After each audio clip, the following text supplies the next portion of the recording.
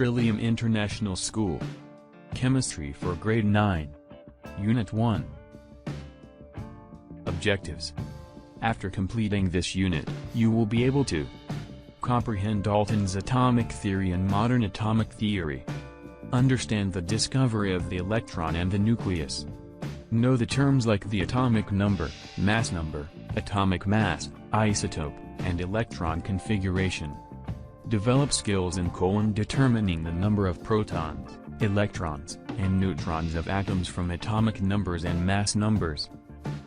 The Greek philosopher Democritus proposed what we consider as the first atomic theory. He believed that all matter consists of very small, indivisible particles. He named the particles atoms, meaning uncuttable or indivisible. John Dalton's work in atomic theory marked the start of modern chemistry. His concept of an atom was far more detailed and specific than Democritus. In our current view of atomic theory, atoms consist of smaller particles, electrons, protons, and neutrons. The structure of an atom is basically a cloud of electrons surrounding a small, dense region, called the nucleus. An electron is a negatively charged particle with negligible mass.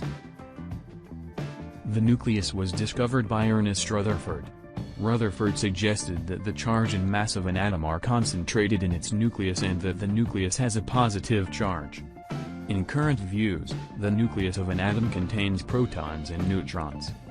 Protons have a positive charge, and neutrons have no charge. Each element has a unique number of protons in its atoms. This number is the atomic number of the element and is designated by Z. The total number of protons and neutrons in the nucleus of an atom is the mass number of the element. The mass number is designated by A. Atomic number and mass number for an atom of an element, X, is designated by. A neutral atom is an atom of any element that has no electric charge over it. This implies that it has the same number of protons and electrons in it. For a neutral atom, the number of protons equals the number of electrons equals atomic number. The number of protons plus the number of neutrons equals mass number. In this video we're going to have a quick look at atoms. In an atom, the number of electrons is equal to the number of protons, and this means that an atom has no overall electric charge. All atoms of a particular element have the same number of protons, and you can see this on the periodic table. This is lithium. All lithium atoms have 3 protons, and we call the number of protons the atomic number. When you look at the periodic table, you will see another number above the element name. This is the mass number, and it's the total number of neutrons and protons combined.